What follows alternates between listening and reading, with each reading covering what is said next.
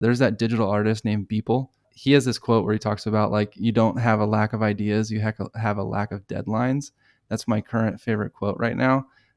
So I think the idea of like giving myself deadlines in a time of managing my own time has been very helpful.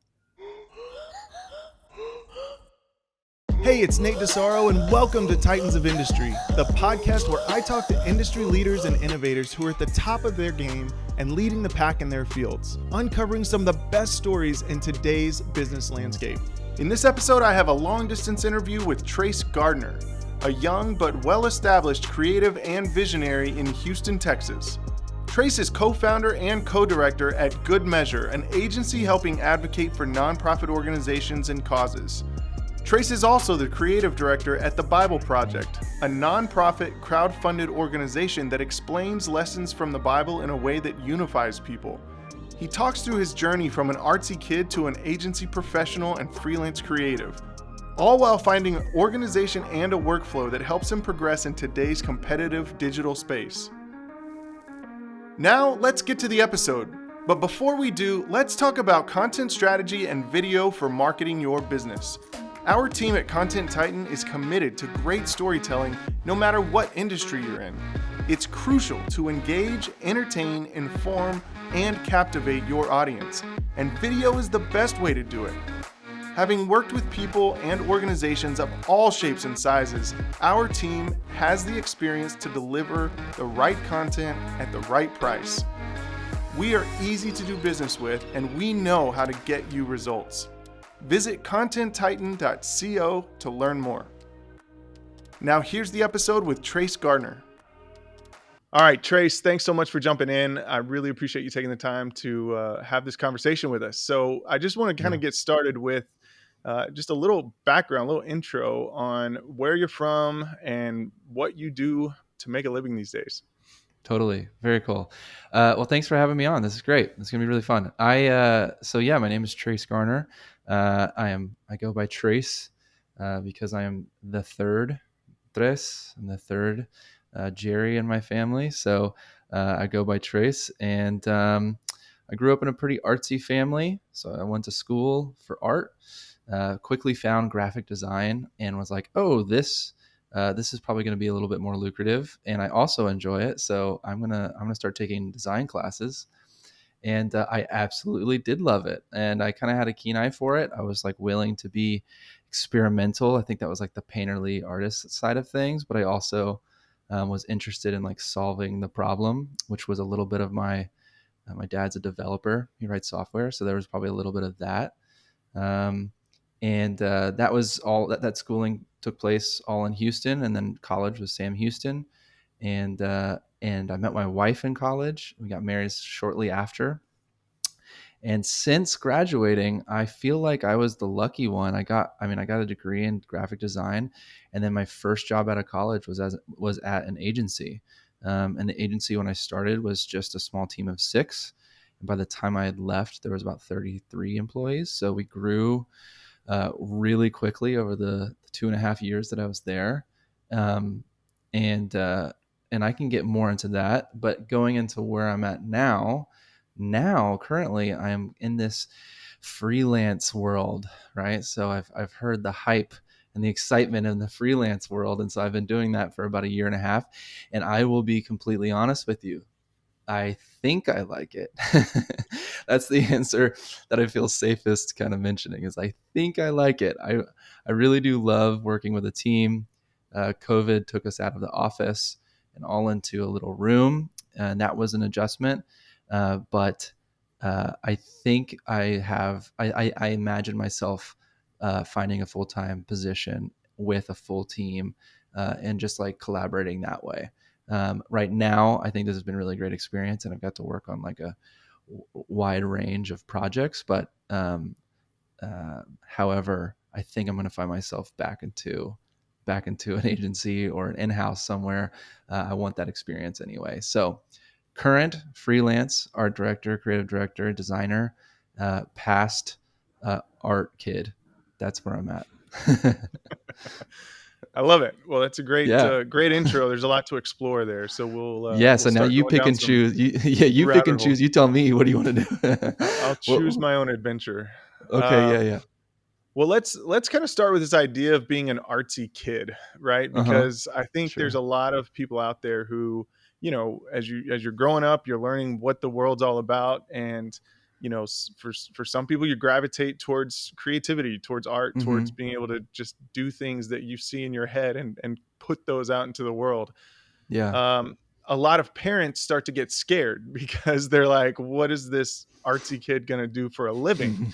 Uh huh. um, and I think nowadays we have a lot more opportunities than probably what our parents were thinking when they were kids. Right. Especially, I mean, I'm starting to really love the NFT space and the idea that artists Uh can huh. get paid in new ways, and we may go down that rabbit hole here in a bit. But Uh huh. as an artsy kid growing up, what made you decide at some point that this was what you wanted to pursue instead of getting a history degree? Totally. Yeah. Okay. So this is where this is where I have a major cheat code. I have a major cheat code. I have a wonderful parents. So there's there's kind of the base that not a lot of people might not have. But my parents got pregnant when they were 18, and so my parents were kids whenever they were when they had me. And so my dad worked at a record shop, and my mom worked at Foley's, and that was so I had really young parents who watched Speed Racer and Beavis and Butthead, and still played with action figures, and like collected like Star Wars action figures. Like that was still my parents. So I that element was always there. My grandparents owned a flower, like a florist. And so there was a little bit of creativity there. So I think I just was able to have a family of people who were interested in making things and being creative. Usually when I felt like pushback from my parents, it was never like for a form of like monetary gain, which I think worked in my benefit. I think because of that, I have like a different perspective of uh, of money, but and of making a living, I guess you could say. Often it was because I think the artist side of me was like just really dramatic. That like my moves, and I when I'm talking about when I was a kid, like my moves to make art or to like the ideas I had were like huge and had to be executed exactly the way I imagined them the first time around. And so usually the pushback wasn't like this is that it wasn't possible, but was like, what's okay, hold on, what's the first step though? Which I think is which is something that I've kind of had to fish out. By the way, all of this that I'm saying is like me processing this through therapy and friends and like a decade of work life experience. I'm pulling this out now. Of course, this isn't something that like my parents perfectly communicated to me, but like through looking back, I've kind of asked myself that same question. And I think it's just the element of uh the element of like the edit, being able to edit yourself, being able to identify what that first step is to your big idea. And if the goal isn't to do exactly what you have in your mind, but it's just kind of the process as part of the goal, then you're gonna hit the mark most of the time, and find joy in what you're working on. um, the so that was the long-winded answer. The other answer is that I just played with a lot of Legos and painted and stuff. So that was I played a lot of pretend, so there's that. See, Yeah, I didn't even know, like whenever I started doing graphic design in college, like people always ask me how to start, and I'm like, dude, I didn't download Illustrator until I was like 20. So like you don't have to start when you don't have to start super. You can kind of just go for it. But yeah, when I first heard about Illustrator and Photoshop, I thought I would just be like designing band posters or something. Like that is what I am, and that just shows my introduction to digital design was like really rudimentary, which is fun. I mean, yeah, yeah. Well, and I think that's the case for a lot of people. There's a very small percentage of people who they figure it out when they are 14 years old or whatever, and yeah, start working towards their career at that point. I think a lot of people, you've got a knack for a lot of things, but you don't know how to refine that because you don't know how big the world is. You don't know how you're going right, to end up using it. And I think for a lot of us in college, we get exposed to new things, and then you realize, like, okay, here's a tool I can learn how to use Yeah. and make a living with it, and it connects with how my mind works, and that's the best case scenario that we all hope we fall into. Yep. Yeah, totally. Um, so so you obviously at some point found Illustrator, found Photoshop, you download it, start Yeah. playing with it, messing with it, Hmm. but some people do that and it just doesn't make sense. It doesn't click. Did it click for you Hmm. pretty much right off the bat, how the software works and how you can take a shape and, mask it and form it to what you see in your head? Man, I think about that. I try to remember that because I think about this is like me describing something before I actually answer the question. But I think about this whenever we bought my grandparents like an iPad for the first time. I was like, I bought my grandma an iPad for Christmas, and I was like, man, there are so many steps that you've missed to fully understand this. Like, like if you start from iPad 1 and then you've gotten an iPad every 2 years since, or like 3 years, whatever, you kind of can get, like, it's not that big of a jump. It's funny because like we've been an illustrator now for a decade and plus, and you think, oh, there's a lot that like you have to kind of catch up on. And I always try to put myself back into that mind space. Like, where did when did it click? I think, and the first thing that came in my head whenever you asked that question was a specific project. Um, and for me, maybe it wasn't the software, but it was just a project. It was the overall like concept. I realized I wanted to make something, and these tools were going to help me make it. It was like level one. There was like two um, identity, like brand identity classes I took in college. The very first one was just like a logo. The project was just to make a singular logo, and I had this idea to like create, and it had to, the boxes were either make a tea brand or a coffee brand, whichever one you want, and just the logo. But I came up with this whole identity system for called Grounds, where it was about like a sustainable coffee company. So you got like a bag of coffee, and it also came with instructions on like how to dispose of your grounds, and like came with seeds if you wanted to use them in your garden. And it came in like a wood cedar box, and the bag was like biodegradable. And I created like an identity. I had an idea, and I was able to like build out a full identity system using Illustrator and using the tools that we had used in the previous two classes, like intro. And I was like, oh, like this works. And part of the brand was also like me drawing some elements. And so I think it like incorporated something like that I enjoyed. Um, but that is the first project I remember. I remember doing and being like, "Oh, I'm gonna use this. Like, this is totally going to be able to make things that I think are cool." And that kind of guided a lot of, I think, a lot of why I followed it was because I was like, "Oh, I can make things that are cool, and I like things that are cool, so that's gonna work out." Like, we're just gonna want to keep following that kind of spark. I love it. Yeah, Well, I want to move into your time with the agency, because I think, yeah, a lot of our biggest clients are agencies, and yeah, so I totally understand the agency world, yeah. from a vendor perspective, and then Hmm. having worked in partnership with a lot of agencies, I kind of understand the inner workings of how it all happens. Hmm. Um, so at some point you've got to take your skill set, you got to take your expertise, and you've got to mesh that with how it works inside of a business. Right. And you know we can't all just go out and be street artists all day creating the art we want and not getting paid Exactly. for it. At some point it's got to make sense for somebody else to spend money on it. So Yep. when you first entered that agency world, did that make sense to you? Did the whole idea of there's a revenue model behind your skills, Hmm. did that Uh, did that it register, or did you have to learn that along the way?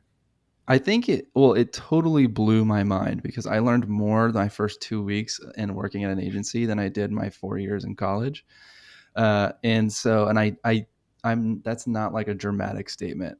I called myself dramatic a few minutes ago. That's not a that one is not a dramatic statement. That's very real. And it really taught me, good or bad, really showed me the like value of my time, the value of what it was, meaning like, okay, to make this work has to get done.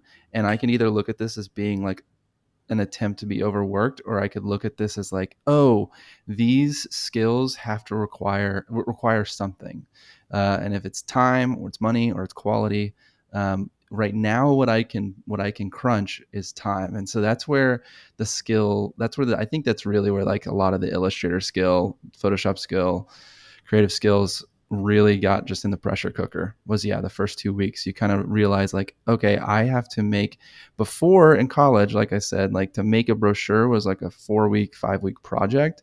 And I'm laying out a brochure and they need it by like 3 p.m. That is like totally different. And that, I think that's where I realized that, yeah, that was the first step of like, okay, I have to get quicker at doing this. Yeah, that's a quick answer. Yeah. Well, and it's a good answer because I mean, my staff's pretty young and they're all kind of working through all that stuff. And we deal with a lot of clients too that time is money, but there's a Mm-hmm. reasonable expectation to create what they want to be Yeah. created. So thinking back, I mean, what would you go back and tell your younger self, those first two Yeah, weeks? What do totally. you wish you knew that now you don't even think about? I was just rushing every part of the project instead of like identifying what I enjoyed doing. And this is what I talk with young teammates or like new creatives in the space, is I always talk about like there's usually something that you do love about the project. Whether it's like, do you really love putting your headphones on, no one talking to you, and just like grinding it out? Or do you really love the like mood boarding process where we kind of print out things or work or in Figma together, or like the more collaborative elements, or frame out, right? So like, what are the more collaborative elements that we like to work in? Like, what part of the process do you like? And just think of the whole, using my bad example of a brochure from 9 a.m. to 3 p.m. in your window, break that up into like percentages and make the part that you like the most, um, and you think that's going to balance that with what's going to actually get the design and creative work done, and like manage it that way. I often work with like, when I work with like in-house teams, the project seems like it's always funny. You're never in a moment where you feel like you have the perfect amount of time. You always feel like you have way too much time, or you have no time at all. I don't think I've ever received a project and been like, that is the exact amount of time it takes. It's always like, oh man, okay, I'm gonna need to like make sure I schedule things between now and the deadline so that I have other work coming in, or so I can manage this other thing. Or it's like, oh dude, next Tuesday is so quick. Okay, I got to figure this out. So whenever I work with an in-house team or an agency style, I always look at the timeline and decide like, okay, we're gonna need to do like 3 updates a week. We're going to meet on Monday, on Wednesday, and on Friday.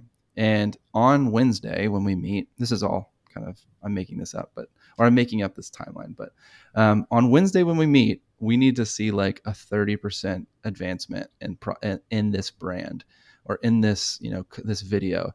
And that doesn't mean like 30% of the video is edited, or like 30% of the footage is selected. It could be, I just mean 30% of the whole project as advanced in whatever step. So like for a brand, I would be like, it looks like we're getting there with type, and looks like we're getting there with like some of these elements and like inspiration, but like logo wise, we're not there at all. But that's okay, because like we're still progressing percentage wise towards this. And so kind of, instead of saying like, okay, there's a very linear way to complete this, I really try to like help create a baseline of like, what part of the project are we moving forward, and as long as we're moving forward a specific amount, we're going to be all right. And usually then you can kind of start to appreciate a specific project more, because it's not maybe the funnest, or most creative, but you're kind of picking and choosing your favorite parts of that project. You're able to kind of like hone in on those a little bit. Does that make Yeah, sense? absolutely. Makes 100% sense because we're in that same world too, and I think a lot Yeah. of times we can spend weeks on an edit, but is that edit actually getting towards completion, or are we just Uh trying huh. so many different things that we're not actually getting anywhere? And I always try to remind I mean, I remind myself of this all the time, but I've tried to remind my team of this all the time. Is like nothing is wasted. I don't believe in that. I gave up on that. Nothing, it's not like you're wasting time by doing a part of the process. Like all of the steps have to happen. So like let's just rock with them and then get to the part that's fun. Yeah, I love it. Yeah. One of the phrases I've been kind of throwing around a lot lately that I really um, I adopt it into my work, but some Uh-huh. people disagree with it. But it's essentially that excellence, strive for excellence, not perfection. Mhm. And the idea there is that we can be excellent at what we do and we can put out excellent products. But if we're trying to make the perfect creative Mm. product, it's Mhm.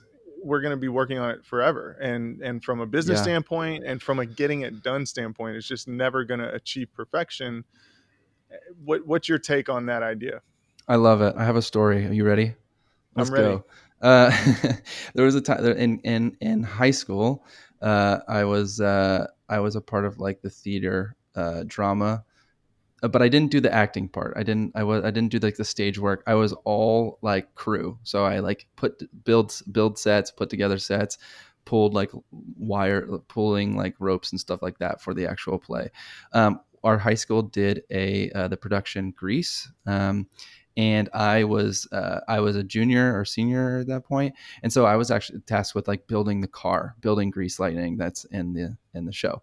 And I decided to build. I built the frame like with just like some plywood and 2x4s. It was super loose. It was pretty much just like a box.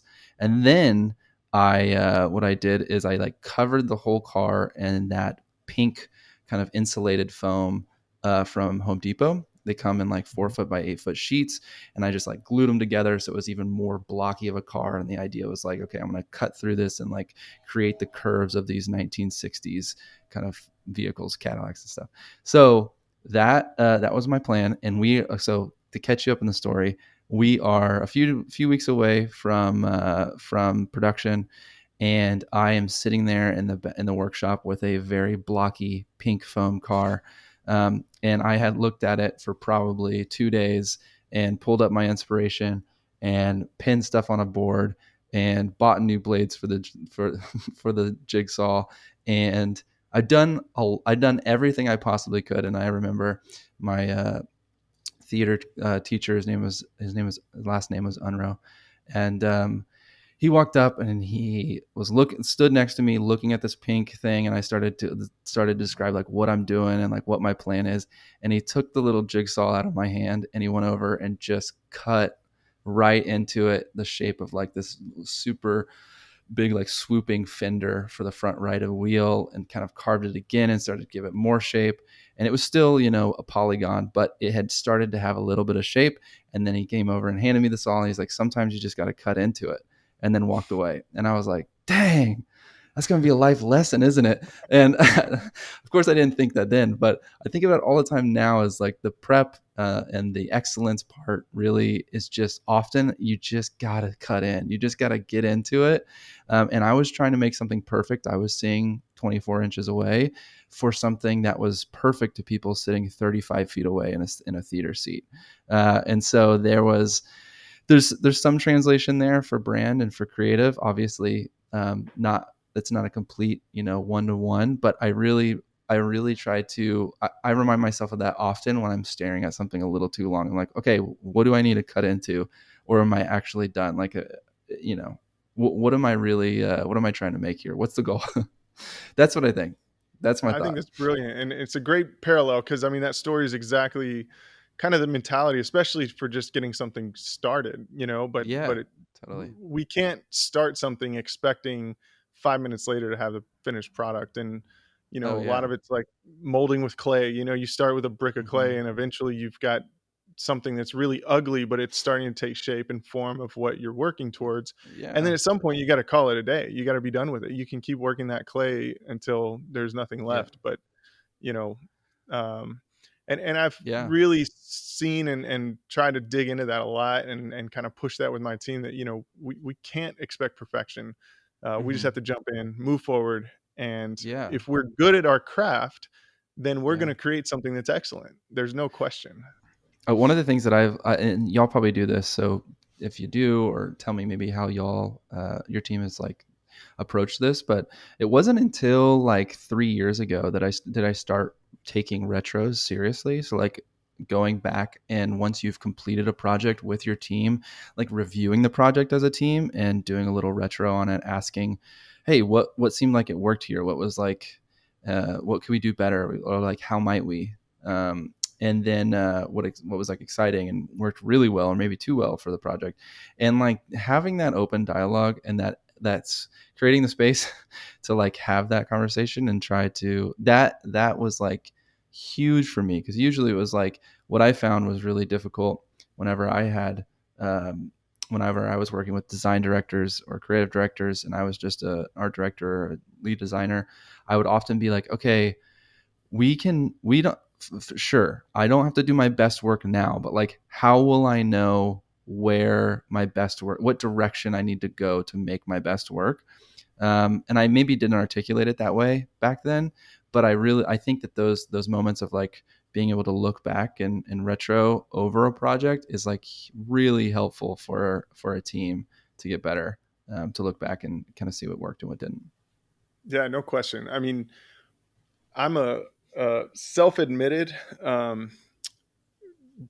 like military jet nerd. Like it's Mm-hmm. one of my favorite things in the world Mm-hmm. is Mm-hmm. the Blue Angels, the Thunderbirds. You know, any military jet, I just love to watch it fly in the sky.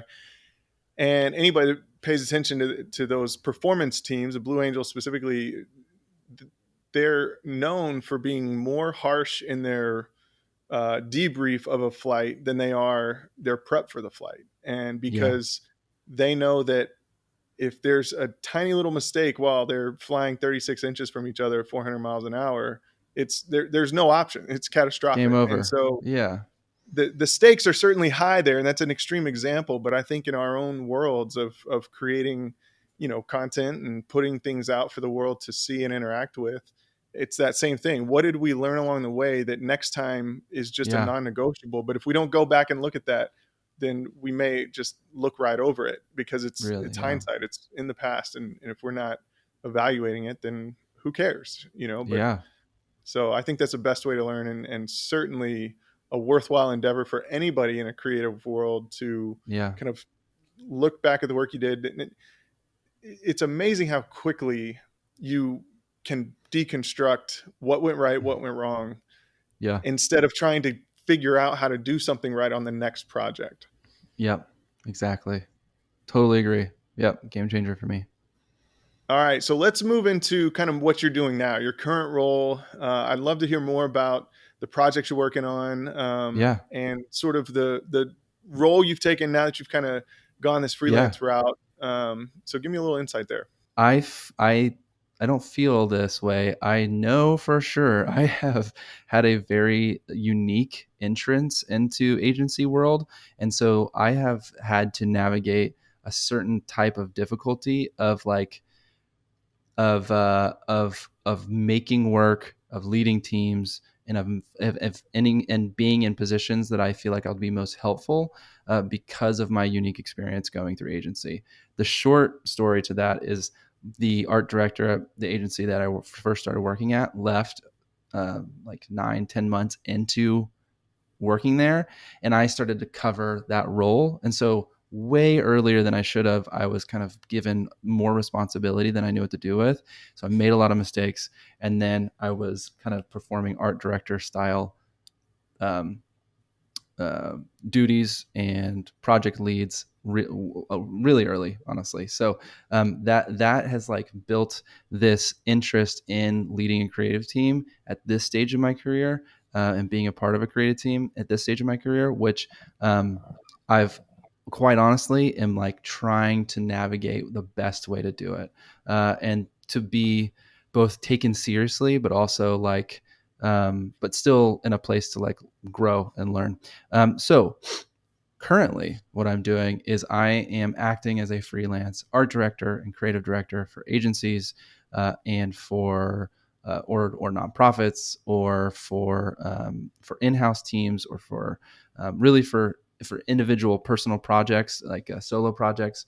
And the current gigs that I have now are, I have a head of creativity gig with an agency called Draw History. They're located in Australia.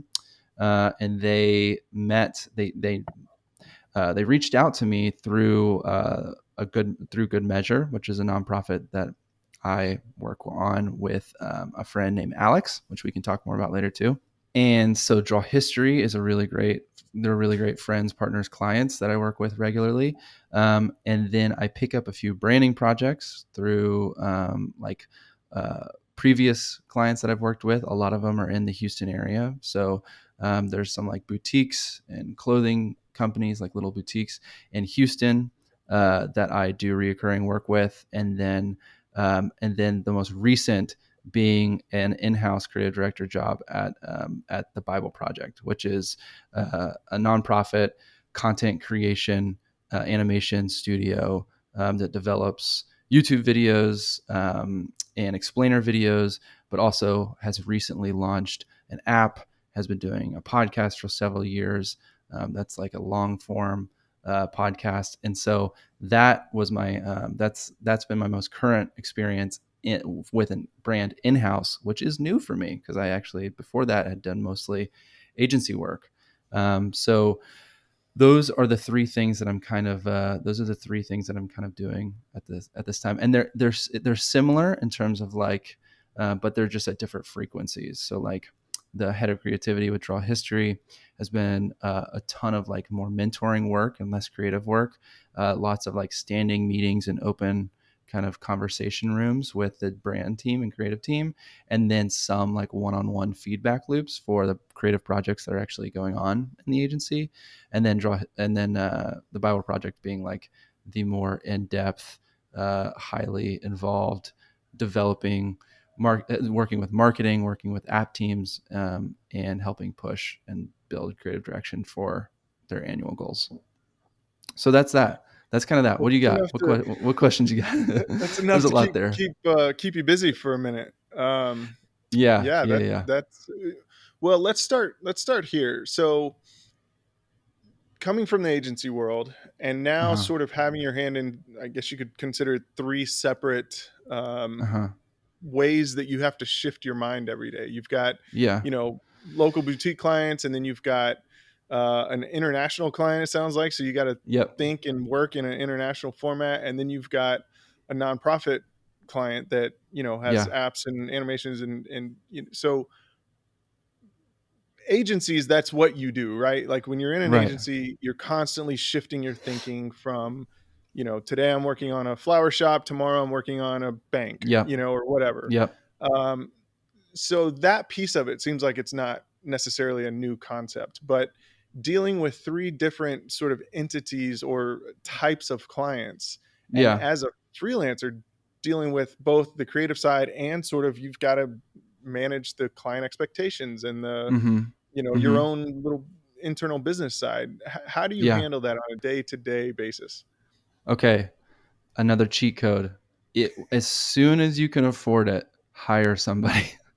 that is I cannot advise that enough. A huge turning point for me was the end of 2020 when I hired a part-time project manager, like essentially like an admin, someone to help me go over projects that I have for the next 4 weeks, make sure that they're following up for deadlines and they are sending invoices. And following up with those things. That was a huge first step with me. And I might have done it. Well, actually, I don't think I even did it that early. I just started making an extra like $2,500 a month. Like I once, not immediately, it was like growing. And as soon as I got to like $2,500 a month more than I was used to having at like at my agency, I was like immediately started spending $1,500 a month on a project manager, and a setting aside part of that budget, like $500 to $300 a month for like random freelance, like other designers and freelancers to help me out if I needed to like export all the logo functions and it was going to take like 2 hours. I would rather just pay a designer $50 an hour to do that than than me sit down and do it. So as soon as I found that margin, I immediately started hiring people to help buy my time back, and then buy my my like yeah, my brain, really, I think, is the main thing. Buy my brain back a little bit. So that was a huge step for me. Where that can start, I'll tell you, like, the only reason I felt brave enough doing that was because, like, 2, 3, 4 years before that, I finally started spending money on fonts. I realized, like, oh, this is my profession. I can stop downloading these free janky fonts. I need to pay for this and invest into, like, what this is for me as a career. I take this seriously. And so buying fonts, buying elements, buying tracks, like buying music, like all of those things, I just became progressively more interesting and like important to me. And so it started there. So it started at like a $30 font every once in a while. And then it turned into like actually hiring out project managers or like freelance designers to help with the work. Now, that is just a general number overall. Like, how do you kind of manage all that? A general number one is, like, don't be afraid to ask and pay for help if you can afford it. And you'd be really surprised, truly, you could be really surprised if you have a really great designer friend. Ask how much would you, like, can I pay you to do this? You'd be surprised how approachable it is. So don't think necessarily that it's like, and you can just, you know, for some small stuff, it can just be your friend and you can just Venmo them. You don't even have to, don't go crazy. You don't even have to, yeah. If it's just little projects, kind of start somewhere. That was a big one for me. And the other one is I happen to have a really tight, like, Google Calendar. I have a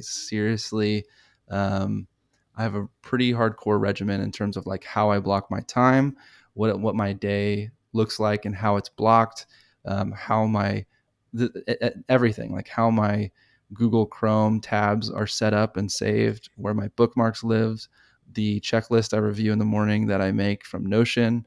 Like, I have a pretty set standard of how I want to work through the work, and so that's helped. And then the other thing, I guess, to address the Australian client, I work with them at night. So essentially, I have a daughter. I put her down for bed. We could put her down for bed around like 7, and about 7:30, between 7:30 and 8, I'll get online and work with them till about 9. And that's only 3 days a week, really. I have those type of set hours. So that's pretty manageable.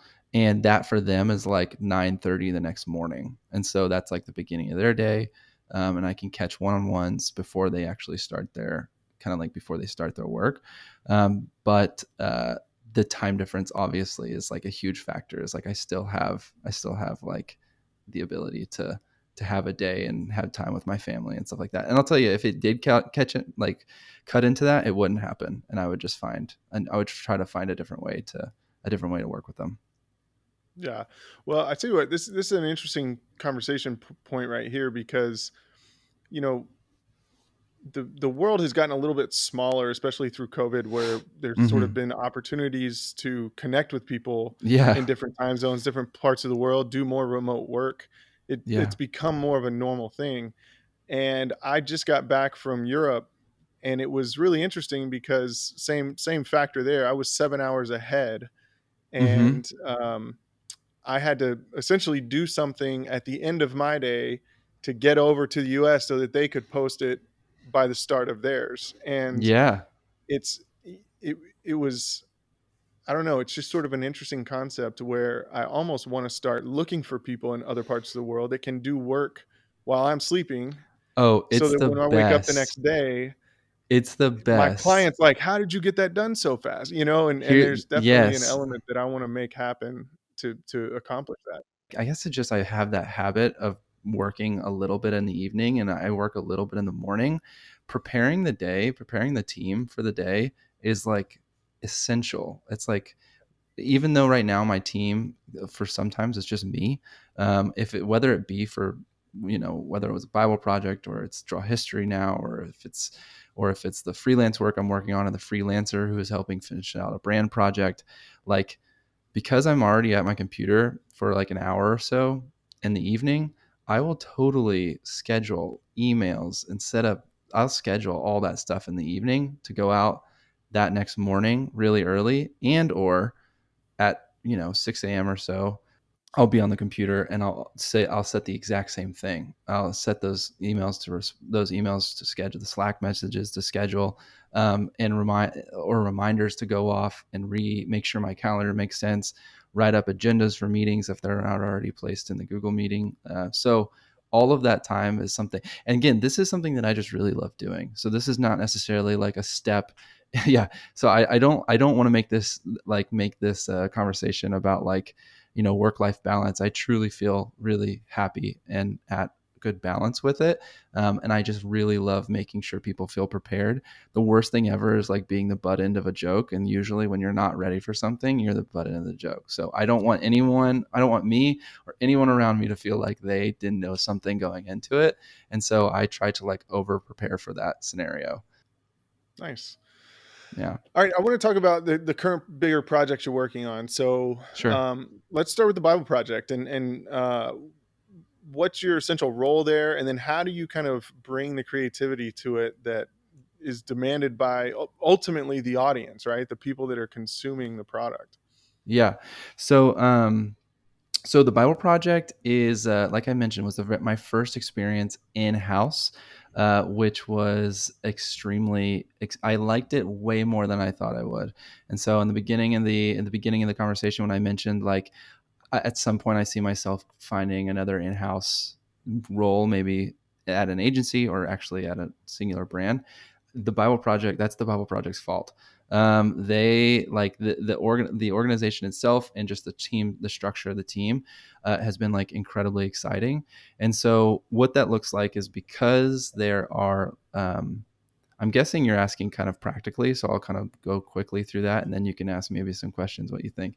But uh, there's a video team that creates not only like high production but also like internal videos, whether it's like explaining how something works or like specific events that are coming, or external larger production videos like entire like series.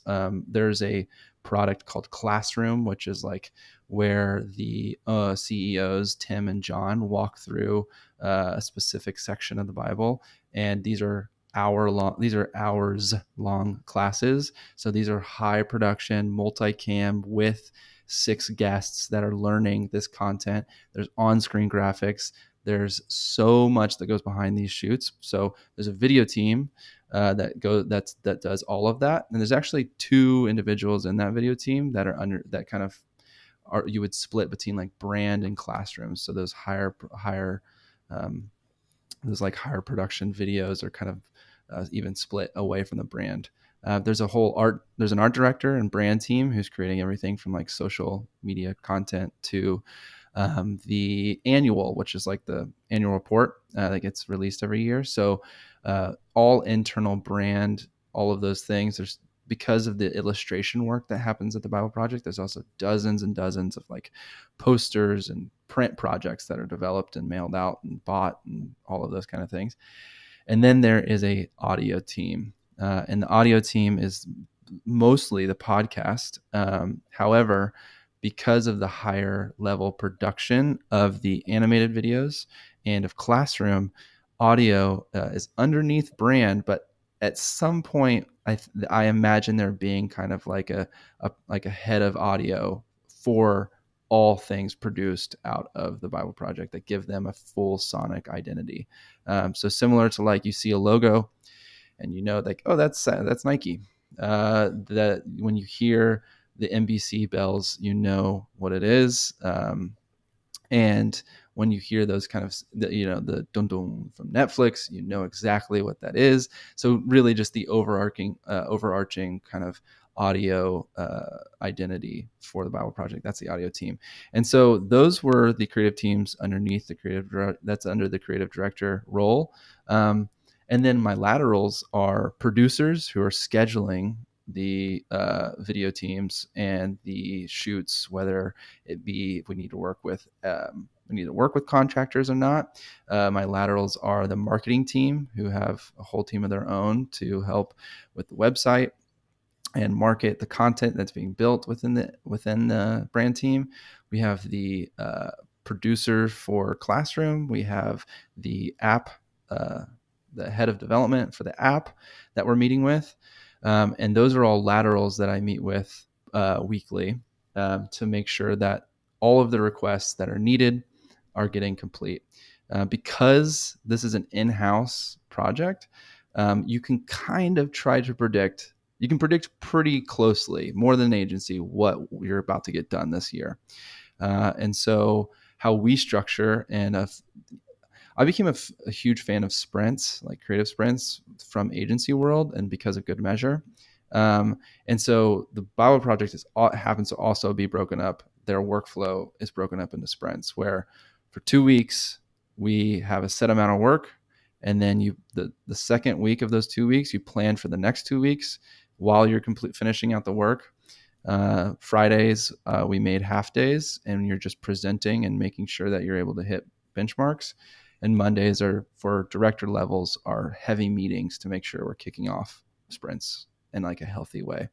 And so on Mondays I'm meeting with all my laterals. On Tuesdays I'm meeting with all my my direct reports, and on Wednesday through Fridays I meet with the individual designers if they needed to, and work on the creative direction for marketing videos or material for future sprints, so that by the time we get there, there's actually like a creative direction written out.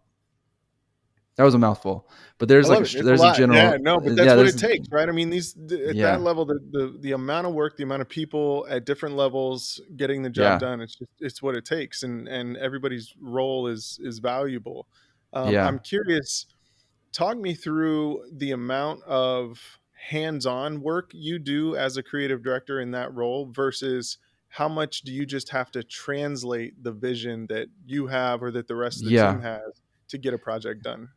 Great. Yeah. So this is actually, this is, that's what I have kind of tried. That's what I'm, uh, here's a sneak peek. That's what I'm kind of building my career around, is the ability to communicate the creative work. I found early in my career that I was just really excited about making sure everyone understood what they were saying for the very first time. In Houston, and then the agency world, there's often some like tech or oil and gas, or maybe not necessarily creative people that you had to, or nuclear work, right? So like not necessarily creative people that were, that you got to explain what it is you're doing and why it's so important.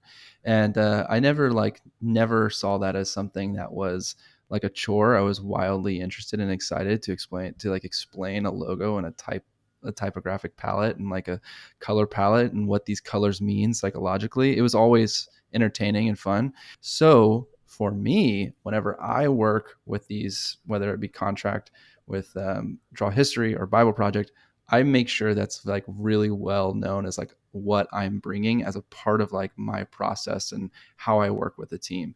It's very much like I using tools like Loom and otherwise to like record my voice walking through a specific project or specific feedback that can be replayed, rewatch at your own time.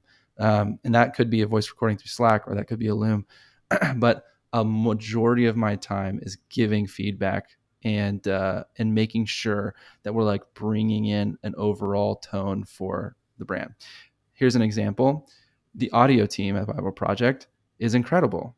Uh, the guy who runs it was at NPR. He's like way more talented than I am. I am not interested in telling him like a lot about how to do his job, if I'm being honest, because he's excellent at it. However, sometimes some things I will catch, not necessarily in the middle of the podcast, but there'll be some things that I catch about the tone and like overall direction that the Bible Project is heading for the year. And audibly, I think it would be interesting to continue to give the listeners cues about that as we release products. How can we do that? Now that's on him, but I think it was on me to like communicate that level of like of like, this is what's happening throughout the organization for the rest of the year. Here's an idea I had, and I think we can do that. We can start to communicate that through audio as well. And now with him, alongside him, we can build that out.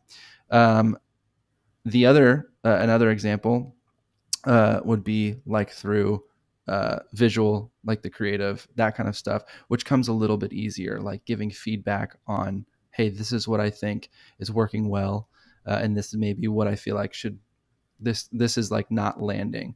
There's actually a specific example I can give is creating an internal video. We needed to do it relatively quickly. We set up there was like a really beautiful like set. It had some crazy lights going on, so it looked like they were standing in this white gradient color void. It's beautiful.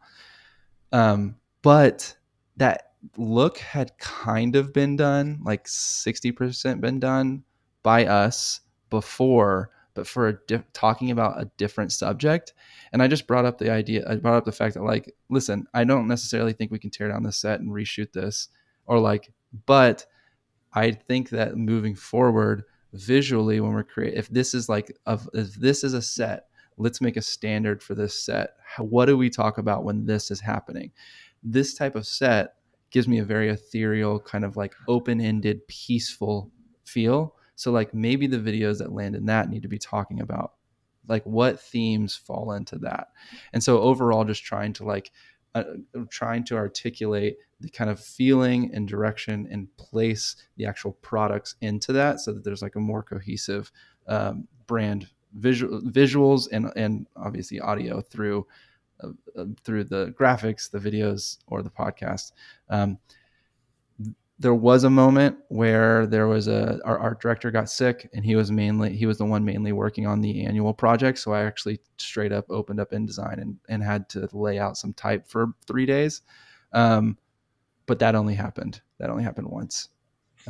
So that was so a long way to answer. It's usually the skills that I'm trying to bring to an organization are the like creative structure, creative process, sprint system, and like helping organize projects that way.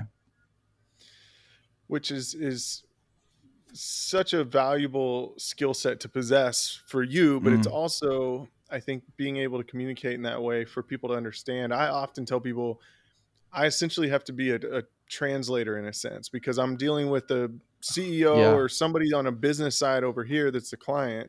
Yeah. And then over here, I've got people that are incredibly talented at their skills to create the products, but they don't care about the business, and the business doesn't care about the creative. And somehow I've got to make both sides understand what's happening, what's valuable, and sort of translate for both sides to get the project done and make everybody happy along the way.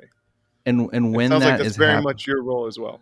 It is, yeah, and when that's happening really quickly, like in environments like GoodMeasure, that is super super difficult. And I think that GoodMeasure, the 15-second setup, real quick, is essentially a nonprofit mobile agency. We identify an agency in a city that we want to work with, identify a nonprofit in that city that needs creative work, and then we get their sign off to rebrand, produce them a brand, video, website, strategy, and then we bring in top tier creatives around that city to volunteer their time, and in 72 hours we create a brand new identity for them. We started that in 2017, and we've done 7 events, 2 digital events, and being able to partner with some of like my favorite agencies in the world.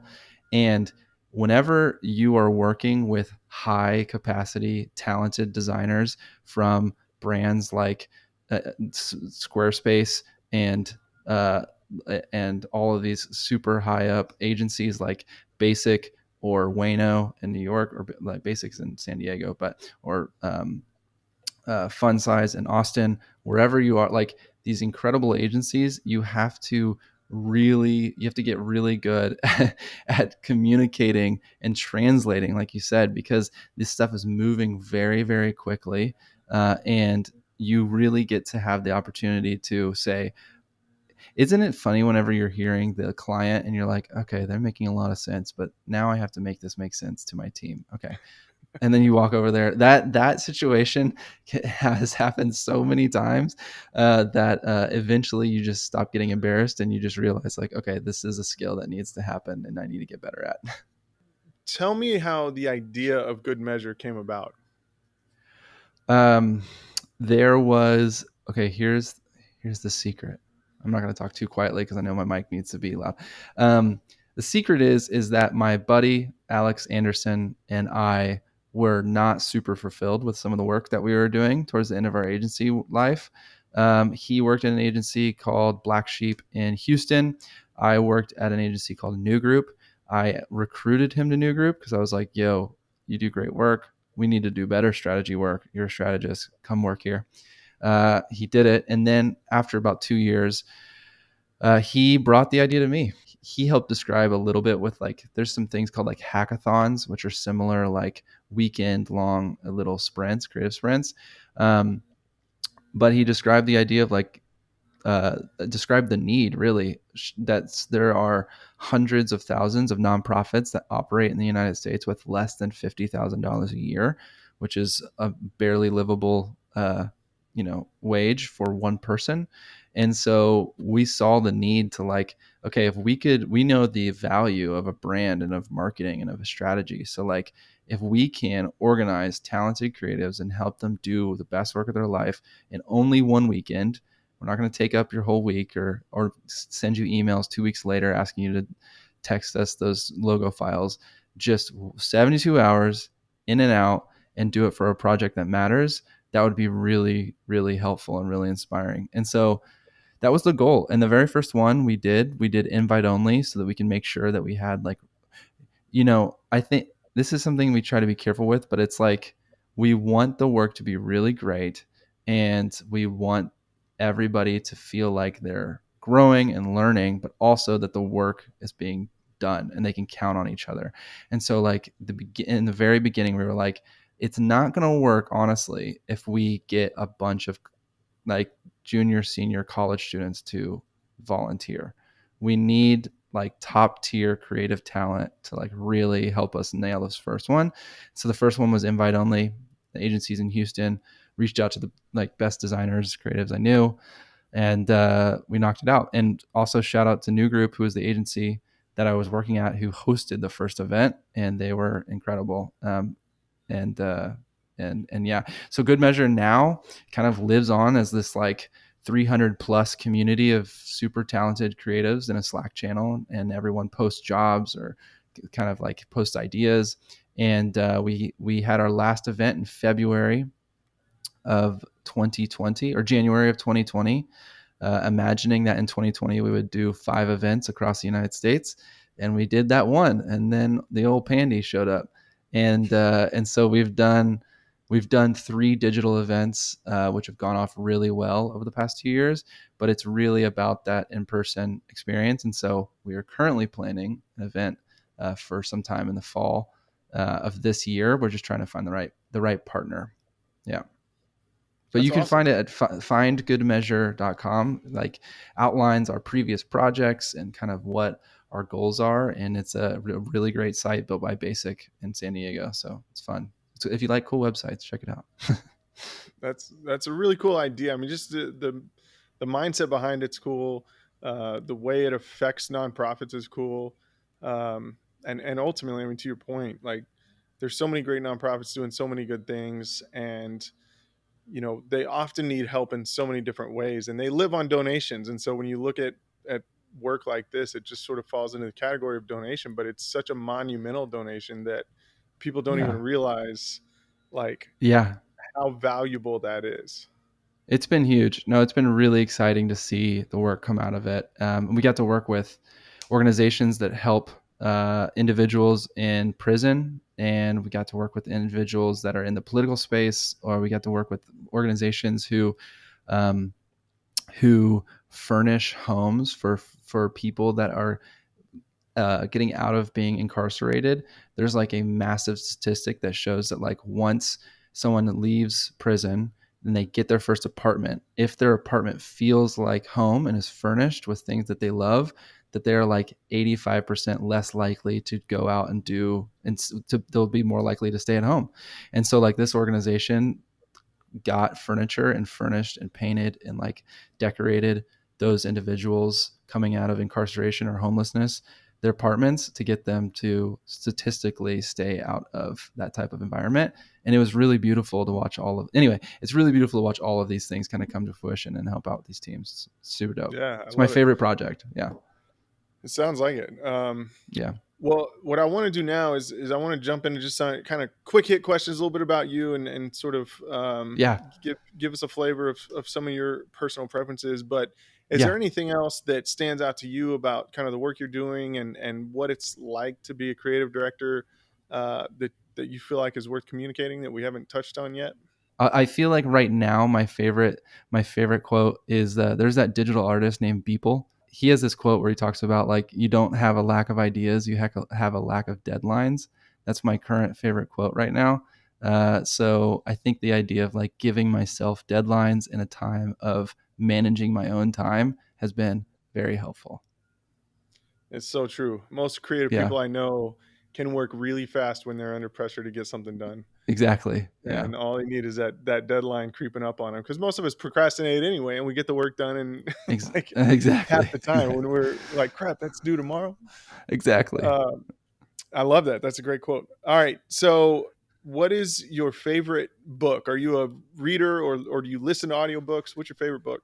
Yes, that's a great question. So um, right now I am a audiobook guy.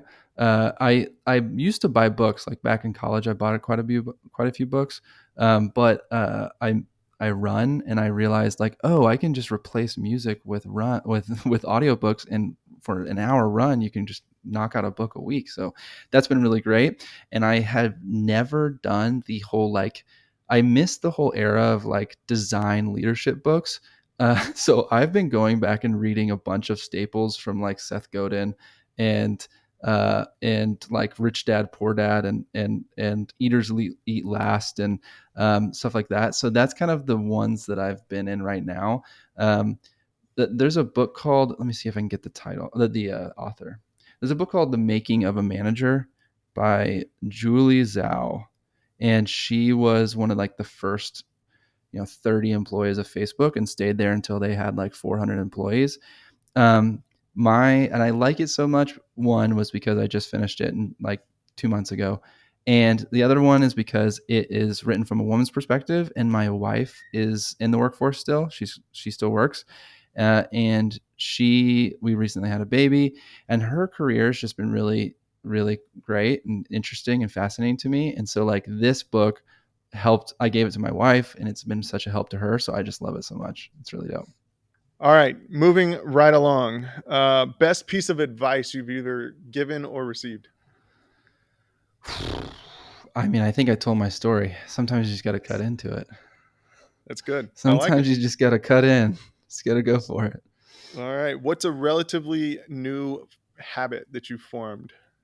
Both of these are not necessarily new. They're like within a year and a half.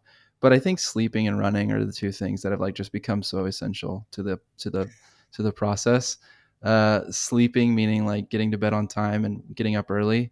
My daughter wakes up, bless her heart, at like 6:45, 7. So I wake up at 5:45 to make sure I have like some time in the morning.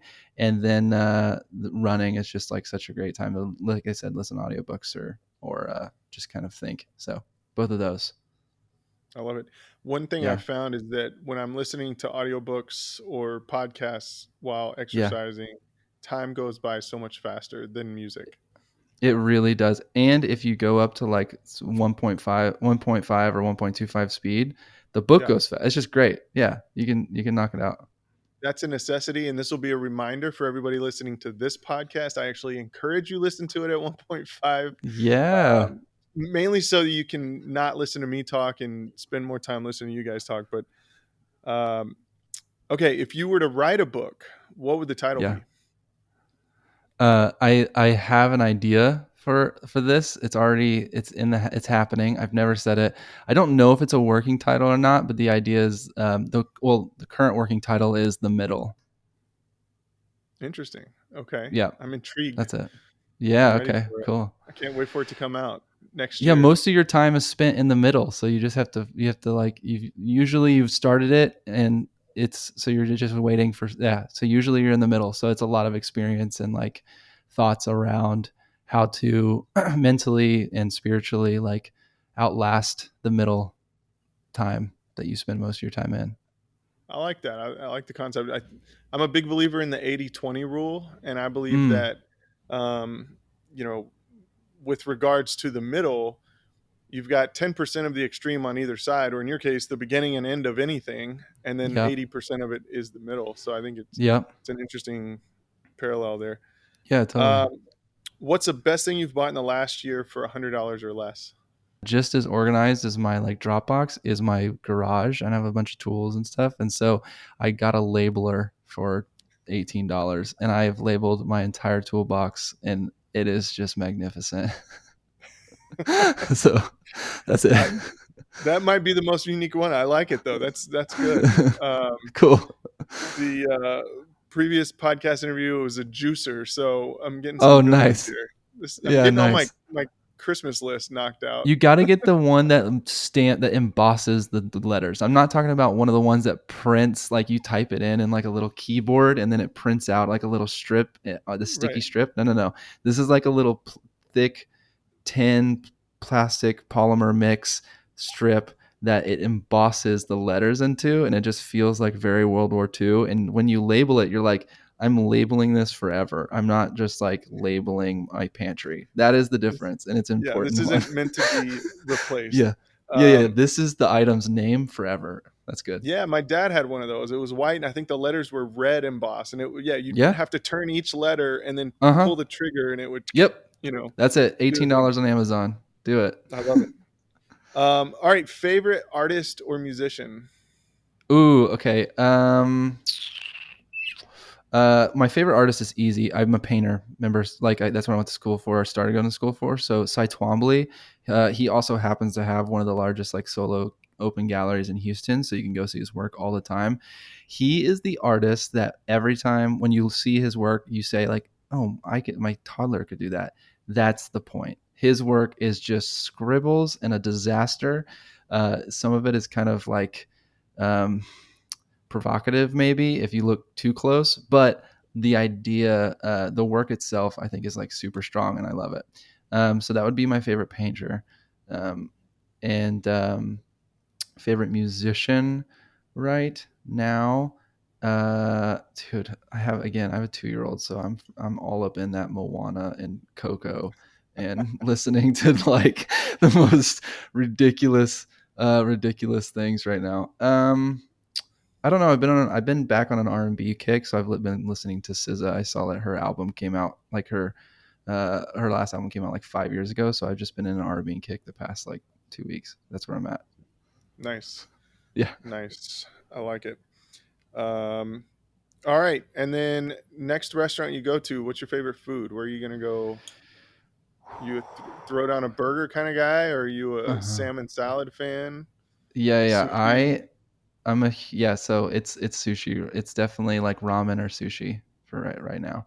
There's a fast food kind of like Vietnamese fusion place called Roo Stars. That's like more, like I said, more quick, but Asian inspired. That's really great.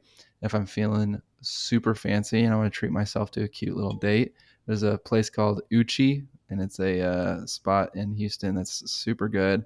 It's pretty expensive. It can get expensive, but sushi's impeccable. So that's where I've been going to a few times. It's delicious. Nice. Yeah. I love it. Next time I'm in Houston, I'll check it out for sure. I love it. Awesome. Trace, this has been fun, man. I appreciate it. Where can people check you out, see your work, find out what you're Yeah.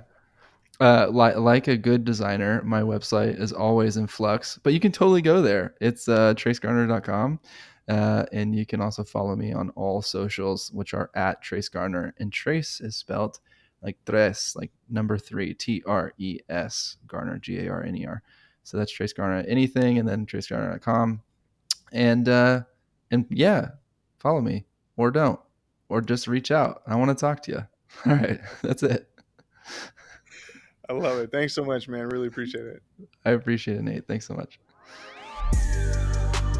If you liked this episode of Titans of Industry, head to contenttitan.co/podcast for more episodes or subscribe on your favorite podcasting app. Thanks for listening.